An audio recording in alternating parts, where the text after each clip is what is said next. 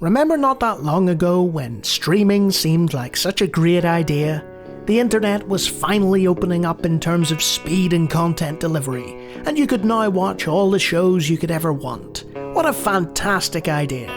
Fast forward to now, and the platforms are horribly fragmented, and in order to enjoy the experience, you're going to have to subscribe to any number of them. And you're only allowed to enjoy certain programs at an artificially selected period of time before they're gone forever.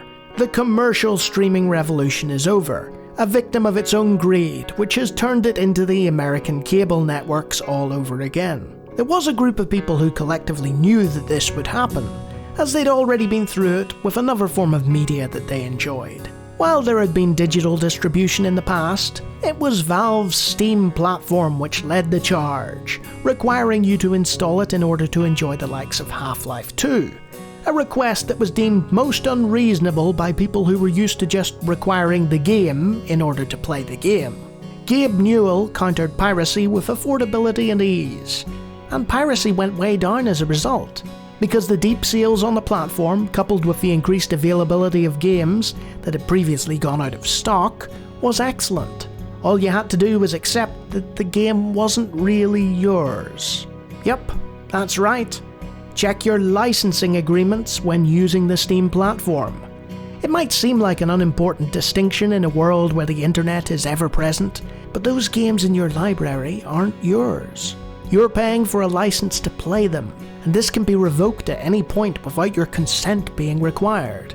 GOG.com, previously known as Good Old Games, took a different route and utilised the power of DOSBox and their own engineering skills to create a storefront for older titles that often weren't on the Steam platform. You could download these DRM free and store them wherever you wanted, and own both digital and legal copies of the old games you used to love. A great idea. Except that many of these games had been altered from their original state, missing setup files, having poor configurations, or simply not being the best version of the title in question. Assuming they worked at all, that was. Then they decided to change their name, start selling modern titles, release their own launcher, and reduce the emphasis on digital backups. Despite their preaching about a world free of digital rights management, their launcher curiously still doesn't support any Linux-based system either. Seeing how much money Valve was making from Steam, more and more launchers started popping up. Battle.net, EA's Origin, the Epic Games Store, and many more. And with them came the console-style exclusives, fragmenting the market, and meaning that in order to play all the games you loved, you'd need to load multiple launchers instead of having them all under one roof. Talk about convenience! Do you know what we called the place to house all our games back in the day? A shelf. And it would have Blizzard games and EA games and Valve games all in one place, and they would belong to you for all eternity. Still, it could be argued that digital distribution is both more cost-effective and convenient than going out and buying big boxes or trying to hunt down old copies of games. All you had to sacrifice was ownership. No big deal. Plus, you get to play a whole pile of new games that the crusty old gamers of yesteryear never got to touch. Excited at that prospect, I picked up all my old favourites on Steam for next to nothing in the sales, and decided to play some of the new and exciting titles from the genres I enjoyed. There were some great ones, and I've listed 20 of them in the past, but despite the increasing number of studios and independents making games, the variety of games to play had lessened. There was no new Star Wars TIE Fighter. There was no alternative to the Might and Magic RPG series. Blobbers and space combat sims, two of my favourite genres of all time, were effectively dead. That was okay though, as the digital distribution scene had also brought about the indie revolution, where there's all kinds of experiments and innovations that the bigger companies now refuse to touch. There was nothing stopping them from making the next Morrowind or Knights of the Old Republic, or even a good football game. Except that didn't happen either. What we got were lots of 8 and 16-bit homages, lots of roguelikes and roguelites, procedural generation in the place of level design, and inflated difficulty in place of complexity. Fortunately, this didn't apply across the board. with some excellent point-and-click adventure games being made most notably by Wadget Eye Games, and a retro shooter revival of sorts trying to appeal to jaded fans of Quake, Doom and Duke. The games I wanted to see though, they didn't happen, and that saddened me. I've spoken about the lack of innovation and substance in modern gaming in the past, so I'll not touch on that. Their distribution and pricing, on the other hand, let's look at EA on Steam. Recently, Electronic Arts decided they weren't making enough money, and decided to come back to the Steam platform. This was lauded as a great move, with many predicting the death of Origin as a result. But there were skeptics who knew that EA wouldn't give the people what they wanted. The result was a series of games that required both Steam and a buggier light version of Origin in order to play, assuming they worked at all, which many didn't. And if you owned those games on the Origin platform already and wanted to play them on Steam, no dice, buy them again.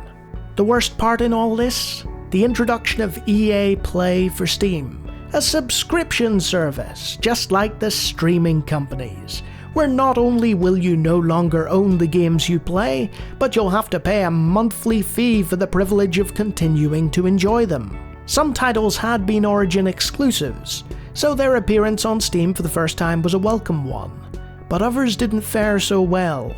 EA famously released Mass Effect 1 and 2 on Steam, but not Mass Effect 3. Likewise, they released Dragon Age 1 and 2 on Steam, but not 3, even going as far as to remove Dragon Age 2 shortly after release to make it an Origin exclusive. This is all well-trodden territory from the outrage merchants of YouTube and mere window dressing for the worst offence.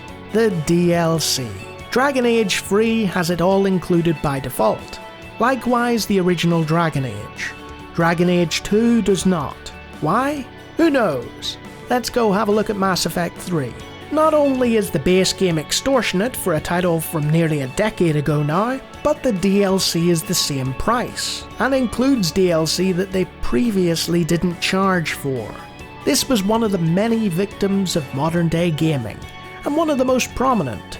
DLC used to be called expansion packs, and they were almost an entirely new game unto themselves, not a short jaunt in the same world. Remember shareware?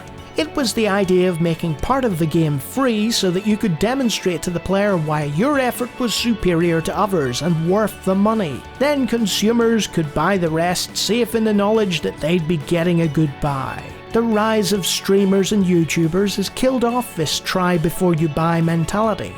But no matter how many videos of a thing you watch, it's not the same as actually playing it. And videos can be edited and reactions faked. Player experiences cannot. And it's been that way for so long now that it's become common practice. While many games developers reveal as little as possible about their title and rely on hype and false advertising, some studios have actively resisted this, being open with what their game is, offering their updates for free and making their games easily modifiable by fans, resulting in great praise. They're a minority, and will remain so, unfortunately. The result is the digital equivalent of a walled garden, where each time you want to sample something new, you have to pay up. And with certain other titles, it's the equivalent of a drug dealer offering a free hit in order to get their customers' money. Those certain other titles? Free to play. Grinding digital slot machines that are heavily influenced by the mobile games industry. Whether it's digital currency that costs real money to acquire, subscription fees for better equipment and unlocking of gameplay features, or simply straight up gambling in the form of loot boxes. Gaming has gone from being for the players and giving the most fun for a single purchase as possible in order to stand out from the crowd, to slowly bleeding dry and artificially manipulating the minds of consumers into making as much profit from them as possible. So while some people might bemoan piracy and the preservation of old games with the ability to download them for free in the form of abandonware and community efforts, I'll take that over what gaming in the 20s has become.